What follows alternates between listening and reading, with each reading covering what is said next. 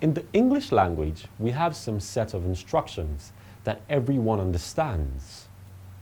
Now, for example, when I say to someone at the door, "Come in," the person will not go away from the door, but will definitely come in, right? Of course.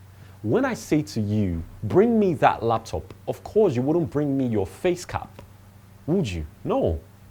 This same principle applies to the computer programming language. A natural language program does not follow a specific set of rules, unlike the fourth generation language. A natural language, sometimes called fifth generation language, is a type of query language that allows the user to enter a request that resembles the speech. Natural languages are often associated with an expert system and artificial intelligence.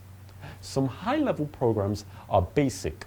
It stands for Beginner's All-Purpose Symbolic Instruction Code. It is a programming language used by beginners. COBOL, it stands for Common Business-Oriented Language.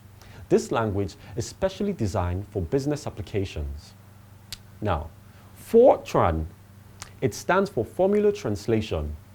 It is one of the oldest high-level languages. This language was designed to solve scientific problems. In summary, we have learned that computers have their own language.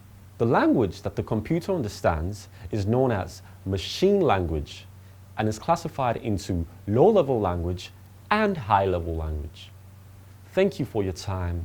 See you in the next class. Bye.